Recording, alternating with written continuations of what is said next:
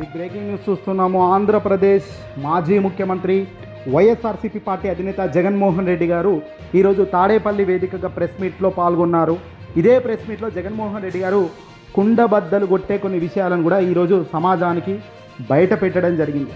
అంటే జగన్మోహన్ రెడ్డి గారి పట్ల నిజంగా ఆయన చిత్తశుద్ధి ఎలా ఉంటుందో, ఆయన మంచితనం ఎలా ఉంటుందో అనేది కూడా ఇక్కడ ఆయన వదిలిన కొన్ని మాటలను బట్టి, దాని వెనకాల ఉన్న అంశాలను బట్టి ఇక్కడ క్లియర్గా తెలుస్తుంది. ఈరోజు చంద్రబాబు నాయుడు గారు తెలుగుదేశం పార్టీలో ముఖ్యమంత్రి స్థానంలో ఉన్నప్పటికీ పదే పదే జగన్మోహన్ రెడ్డి గారి వ్యక్తిత్వ రాజకీయ జీవితాలపైన, అలాగే గన్ కల్చర్ అంటూ జగన్ ఏదో రౌడీ అని, జగన్ ఏదో గుండా అని, జగన్ ఏదో బెదిరిస్తాడు, చంపేస్తాడు అనేటట్టుగా ప్రొజెక్షన్ ఇవ్వడంలో మొదటి నుంచి చంద్రబాబు, ఆయనకు బాజా కొట్టే మీడియా, ఎల్లో మీడియా ఇవంతా కూడా ముందు వరుసలో నిలబడి ప్రచారం చేస్తూ పోయారు. కానీ వాస్తవానికి జగన్ అంటే నిజంగా అంతటి దారుణమైన వ్యక్తి ఏం కాదు. చాలా మంచి మనిషి, చాలా విలువలతో కూడిన రాజకీయం చేస్తాడు, చాలా వ్యక్తిత్వం కలిగిన రాజకీయ మనిషి అని కూడా అనేక మంది రాజకీయ నాయకులు చెప్తూ వచ్చారు. సరే, ఇదంతా కాసేపు పక్కన పెడితే జగన్మోహన్ రెడ్డి గారిని ఇటీవల చంద్రబాబు పదే పదే ప్రజల్లోకి వెళ్ళి భయభ్రాంతులకు గురి చేసేలా ఎక్కడ జగన్ అధికారంలోకి వస్తాడో అనే విధంగా మళ్ళీ చంద్రబాబు ఒక కొత్త రాజకీయాన్ని మొదలుపెట్టారు. జగన్ గొడ్డలి రాజకీయం అంటున్నారు. గొడ్డలి మళ్ళీ వస్తుంది తమ్ముళ్ళు జాగ్రత్త అంటూ ఇటీవల చంద్రబాబు ఒక వ్యాఖ్య చేశాడు ఓ సందర్భంగా. ఎవడిదిరి గన్ కల్చర్? పదే జగన్మోహన్ రెడ్డి గారిపై గన్ కల్చర్ అన్నారు. ఆ పేరులోనే, జగన్ అనే పేరులోనే గన్ ఉంది తమ్ముళ్ళు జాగ్రత్త అన్నాడు చంద్రబాబు నాయుడు గారు. ఇక్కడ ఈ రెండింటిపైన కాదు, అనేక సందర్భాల్లో ఈ గొడ్డలి రాజకీయం, బాబాయిని హత్య చేశారు, ఇవన్నీ కూడా జగన్ తాజా ప్రెస్ మీట్లో గట్టిగానే మందలించడం జరిగింది. ముందుగా ఎవడిదిరా గొడ్డలి రాజకీయం, ఎవడిదిరా గన్ కల్చర్? చంద్రబాబు ఇటీవల చేస్తున్న అనేక వ్యాఖ్యలపై, తన రాజకీయ దారుణంగా తన రాజకీయ జీవితంలో తాను చేస్తున్న విధి విధానాలపై జగన్మోహన్ రెడ్డి గారు ఆగ్రహం చెందారు. అలాగే జగన్మోహన్ రెడ్డి గారి తాత మరణానికి గల కారణాన్ని కూడా ఇప్పుడు చెప్పుకొచ్చారు. గతంలో మా తాత రాజారెడ్డి గారు మరణించారు, నాన్న రాజశేఖర రెడ్డి గారు మరణించారు. వాస్తవానికి వీళ్ళందరి మా కుటుంబంలో మాకు జరిగిన దారుణమైన ఘట్టాలు ఇవన్నీ కూడా. అంటే మేము బాధితులము, నష్టపోయిన వాళ్ళం మేము అన్నారు జగన్మోహన్ రెడ్డి గారు.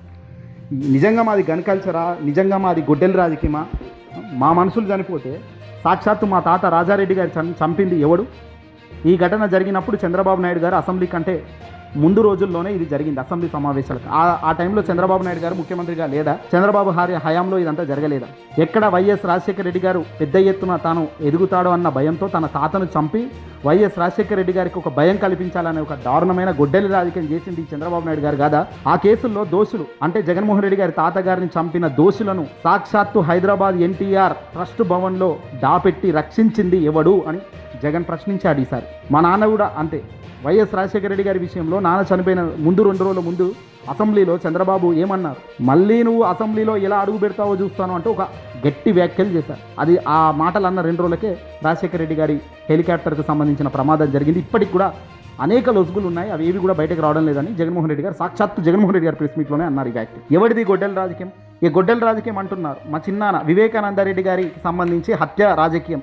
ఆ రోజు అవినాష్ రెడ్డి కోసం, ముందు రోజు దాకా అవినాష్ రెడ్డి కోసం ఆయన చిన్ననాన్న వివేకానంద రెడ్డి గారు క్యాంపెయిన్ చేసి వస్తే దస్తగిరి నేనే చంపాను వివేకానంద రెడ్డిని అని సాక్షాత్తు ఆయన ఇంటర్వ్యూలో కూర్చొని ఎగిరెగిరి పడుతూ చెప్తే, ఆ చంపినవాడు దస్తగిరేమో ఏకంగా పోలీసుల ప్రొటెక్షన్లతో కారులో జల్సాలకు పోతుంటే, ఇక్కడ మాత్రం ఇంకా జగన్ గొడ్డలి రాజకీయం అంటూ ప్రచారం చేయడం నిజంగా ధర్మమా?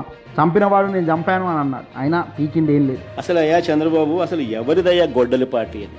ఎవరిదయ్యా గన్ కల్చర్? ఎవరిదయ్యా హత్య రాజకీయాలు? ఇదే చంద్రబాబు నాయుడు గారు సూటిగా, మా కుటుంబంలో ముగ్గురు, మా తాతగారు, మా నాన్నగారు, మా చిన్నాన్నగారు ముగ్గురు బలైపోయారు, మేం బాధితులం. కానీ ఆ పైనే వీళ్ళు తప్పుడు రాజకీయాలు చంద్రబాబు నాయుడు గారు చేయిస్తారు. మా తాతగారు రాజారెడ్డి గారిని చంపింది ఎవరు అని అడుగుతా ఉన్నా చంద్రబాబు నాయుడు గారిని. టీడీపీ వాళ్ళు కాదా? ఈ ఘటన చంద్రబాబు ముఖ్యమంత్రిగా ఉన్నప్పుడు కదా జరిగింది. 1999 ఎన్నికలకు ముందు చంద్రబాబు నాయుడు గారు ముఖ్యమంత్రిగా ఉన్నప్పుడు నా తాతగారిని రాజారెడ్డి గారిని చంపారు. కేవలం నాన్నగారిని రాజశేఖర రెడ్డి గారిని పులివెందులకి కట్టడి చేయాలి అన్న ఒక్క రాజకీయ కోణంతో ఆ కేసులో దోషులను హైదరాబాద్ తెలుగుదేశం పార్టీ సెంట్రల్ ఆఫీస్లో ఎన్టీఆర్ ట్రస్ట్ భవన్లో పెట్టి అధికార దుర్వినియోగం చేసి వాళ్ళని రక్షించినారు, జైలుకు కూడా పంపకుండా. మరి ఇది ఎవరిదయ్యా క్రిమినల్ బ్రెయిన్ చంద్రబాబు గారు అని అడుగుతాను. మా నాన్నగారి విషయంలోనూ అంతే. మా నాన్నగారు చనిపోక మునుపు 2-3 రోజుల కిందట అసెంబ్లీ సమావేశాలు జరుగుతూ ఉన్నాయి. అప్పట్లో ఆ అసెంబ్లీ సమావేశాలు క్లిప్పింగ్స్ ఒకసారి చూడండి మీరు కూడా. చంద్రబాబు నాయుడు గారు అన్న మాట అసెంబ్లీలో, నువ్వు అసెంబ్లీకి ఎలా వస్తావో నేను చూస్తానన్నాడు. చంద్రబాబు నాయుడు గారు అన్న అన్న ఈ మాట తర్వాత 2-3 రోజులకి నాన్నగారు చనిపోయారు హెలికాప్టర్ యాక్సిడెంట్. ఇప్పటికీ కూడా దీనికి సంబంధించి నివృత్తి కాని అంశాలు ఎన్నో ఉన్నాయి. ఎవరిదయ్యా చంద్రబాబు క్రిమినల్ బ్రెయిన్ అని అడుగుతా ఉన్నాం. మా చిన్నాన్న వివేకానంద రెడ్డి గారిని ఇదే చంద్రబాబు ప్రభుత్వంలో హత్యకు గురైన మాట వాస్తవం కాదా అని అడుగుతా ఉన్నాం. వైసీపీ పార్టీ కోసం అవినాష్ రెడ్డి కోసం తాను క్యాంపెయిన్ చేస్తా ఉన్నాడు. యమ్మన్మడుకు పోయి క్యాంపెయిన్ చేసి వచ్చినాడు. పైగా తానే వివేకం చిన్నానని హత్య చేశానంటూ సాక్షాత్తు టీవీలో విచ్చలవిడిగా మాట్లాడిన ఈ దస్తగిరి అనే వ్యక్తి, చంపిన వ్యక్తి, జైల్లో ఉండాల్సిన వ్యక్తి దర్జాగా కారులో తిరుగుతా ఉన్నాడు ఈరోజు. అంతేకాదు పైగా చంద్రబాబు లాయరు సిద్ధార్థ లూత్రా, దస్తగిరి లాయర్ కూడా సిద్ధార్థ లూత్రా. మరి ఎవరిదయ్యా చంద్రబాబు క్రిమినల్ బ్రెయిన్ అని అడుగుతా ఉన్నా.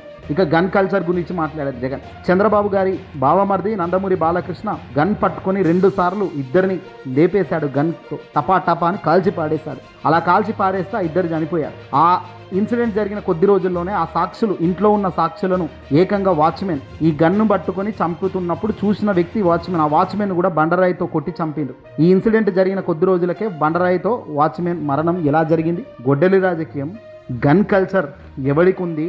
చరిత్ర ఏం చెబుతోంది?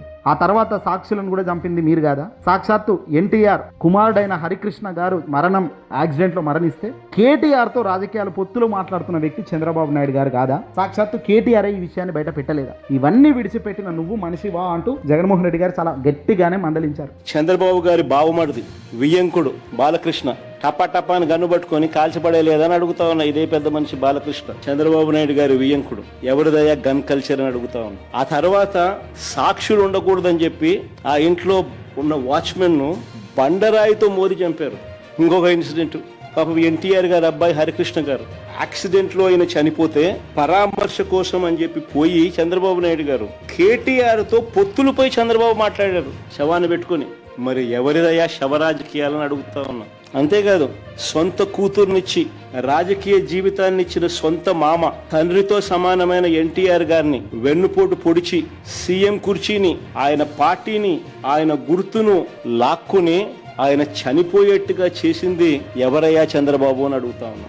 ఎవరివయ్యా కుట్ర రాజకీయాలు అని అడుగుతా ఉన్నా. మరో ఇన్సిడెంట్, వంగవీటి మోహన్ రంగారావు గారు ఒక టైగర్, ఆయన ఎలా చనిపోయారు? పేదలకు ఇళ్ల పట్టాలు ఇవ్వాలని విజయవాడలో నిరాహార దీక్ష చేస్తా ఉంటే అర్ధరాత్రి, తెలుగుదేశం పార్టీ అధికారంలో ఉంది, అర్ధరాత్రి నరికి చంపారు. ఈ ఘటనలో వేళ్ళన్నీ కూడా చంద్రబాబు గారి వైపే చూపిస్తాయి. వాస్తవానికి జగన్మోహన్ రెడ్డి గారికి ఇన్ని వాస్తవాలు తెలిసినప్పటికీ, ఎవరి ఏంటి, ఎవరి వెనకాల ఏం జరిగింది అనేది అన్ని క్లియర్గా డాటా ఉన్నప్పటికీ కూడా ఎప్పుడు కూడా జగన్మోహన్ రెడ్డి గారు ఇవి చెప్పలేదు, బయటికి మాట్లాడలేదు. ఆయన అనవసరంగా ఎందుకు లేదు. అది బాలకృష్ణ గారి గురించి కావచ్చు, చంద్రబాబు గన్ కల్చర్ గురించి కావచ్చు, చంద్రబాబు గారి బండరాయితో కొట్టి చంపించారు, చంద్రబాబు నాయుడు గారి సమక్షంలోనే ఇవన్నీ జరగలేదు. ఇవన్నీ కూడా రాజకీయాలు చేసింది చంద్రబాబు. కానీ ఇప్పుడు ఈ పొద్దు మాత్రం రాజకీయాల్లో అత్యంత గొప్ప మనిషిని అన్నట్టుగా తానే గొప్పగా మాట్లాడుతూ పోతున్నారు. ఇవన్నీ కూడా దొంగతనానికి కేర్ ఆఫ్ అడ్రస్ కాదా?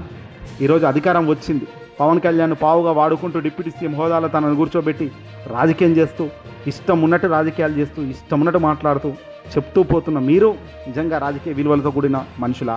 ఎవరిది గొడ్డలి రాజకీయం, ఎవరిది గన్ కల్చర్ చెప్పు అంటూ జగన్మోహన్ రెడ్డి గారు అన్నారు. టాపిక్ డైవర్ట్ చేయడం, ఆగ్రహం చెందడం, అక్కడ రిపోర్టర్లను కూడా ప్రశ్నిస్తే వాళ్ళపై కూడా అరవడం తప్ప ఏమైనా మంచి పనులు చేస్తున్నావా? అసెంబ్లీ, హైకోర్టు, సెక్రటేరియట్ ఇవన్నిటికీ పర్మనెంట్ పేరిట మళ్ళీ కొత్త కొత్త నిర్మాణాలు కడుతున్నావు. 1200 కోట్లతో అసెంబ్లీ అట. మళ్ళీ ఇవే నిర్మాణాలు, ఇవే కొత్త టెండర్లను పిలిచి పాత వాళ్ళకే టెండర్లను కట్టబెట్టడం ధర్మమైన పని. ఈ హైకోర్టు, ఈ అసెంబ్లీ భవనాల డిజైన్లకే 400 కోట్లు ఖర్చు చేస్తున్నారట.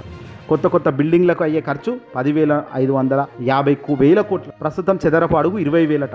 20,000 ఏంటి, ఇంత దారుణంగా దోపిడీ ఏంటి అని జగన్మోహన్ రెడ్డి గారు తన ప్రెస్ మీట్లో మొత్తం కూడా ఆధారాలతో కూడిన విధంగా ఆయన చెప్పుకొచ్చారు. ఇదే మాదిరిగా జగన్ మావిగన్ అంటే చంద్రబాబు గుండె ఆగిపోయేలా ఉందని, బహుశా చంద్రబాబు చనిపోతాడేమో ఈ మావిగన్ అంటే అని కూడా జగన్మోహన్ రెడ్డి గారు అన్నారు. చంద్రబాబు ముఖ్యమంత్రిగా ఉండటం ఆంధ్రప్రదేశ్కి చేసుకున్న దురదృష్టమని, ఏపీకి రాజధాని లేకుండా చేస్తున్నారని, చంద్రబాబు నిర్ణయాలతో భవిష్యత్తులో కూడా రాజధాని లేకుండా చేస్తున్నారని, రోడ్లు, నీరు, డ్రైనేజీ, మౌలిక సదుపాయాలకే 2 లక్షల కోట్లు ఖర్చు అవుతుంటే ఆచరణ సాధ్యం కాదని తెలిసినా ముందుకు పోతున్న విధానం ఎందుకన్నారు? స్కాముల కోసమే చంద్రబాబు ముందుకు వెళ్తున్నారు. ఇప్పటికీ అమరావతి కోసం 47,387 కోట్లు అప్పు చేశారు. ఖజానా నుంచి 9,200 కోట్లు గుంజేశారు. స్కాముల కోసం రాష్ట్ర ప్రజలు వెన్నుపోటు గీరుస్తున్నారు. ప్రశ్నిస్తే చంద్రబాబుకు బీపీ పెరిగిపోతుంది. రాజధాని ఉండాలనే మావిగన్ ప్రతిపాదించాం. రాష్ట్ర పరిస్థితుల దృష్ట్యా మావిగన్ ప్రత్యామ్నాయంగా చూపించాం. అమరావతి అయితే జీరో అని మొదలు పెట్టాలి, అదే మావిగన్ అయితే అన్నీ ఉన్నాయి, ప్రజలు కూడా మావిగన్కు మద్దతున్నారు, అది తట్టుకోలేక చంద్రబాబు ఇష్టం ఉన్నట్లు మాట్లాడుతున్నారు, తాను మాట్లాడింది కాకుండా మంత్రులతో బూతులు తిట్టిస్తున్నారు, ఏపీ ప్రజలు అష్టకష్టాలు పడుతున్నారు, ఇచ్చిన హామీలు చంద్రబాబు వెన్నుపోటు పొడిచారు, ప్రజల బాగోగులు గాలికి వదిలేశారు, రాష్ట్రాన్ని జంగిల్ రాజుగా మార్చేశారు, ఎవరైనా ప్రశ్నిస్తే కేసులతో అణగదొక్కుతున్నారు, 2 ఏళ్లలో ఏం మంచి చేశాడో చంద్రబాబు చెప్పగలుగుతాడా అని ప్రశ్నించారు జగన్. ఈ 2 ఏళ్లలో చంద్రబాబు ప్రోగ్రెస్ ఒక్కటే, చంద్రబాబు షూరిటీ మోసం గ్యారంటీ తప్ప ఏమీ చేయలేదు. రాష్ట్రంలో విచ్చలవిడిగా అవినీతి దోపిడీ జరుగుతుందని, చంద్రబాబు మాత్రం డైవర్షన్ పాలిటిక్స్ మాత్రమే చేస్తున్నారని, తప్పులను ప్రశ్నిస్తే మాత్రం ఆయనకు బీపీ పెరిగిపోయి ఆ ఎవడైతే ఏం మాట్లాడుతుండో ఆ మాట్లాడినోని తీసుకుపోయి లోపడేసడం తప్ప మరొకటి లేదు. రాజకీయం మొత్తం కూడా అట్టడుగుపోయే పరిస్థితికి వచ్చిందని కూడా ఈ సందర్భంగా జగన్మోహన్ రెడ్డి గారు అంటున్నారు. ఏదేమైనప్పటికీ కూడా తాజాగా జగన్మోహన్ రెడ్డి గారు లేవనెత్తిన అనేక అంశాలు నిజంగా పెద్ద ఎత్తున చర్చకు దారితీస్తున్నాయి. ఈ వీడియోని వస్తే లైక్ కొట్టి షేర్ చేయండి.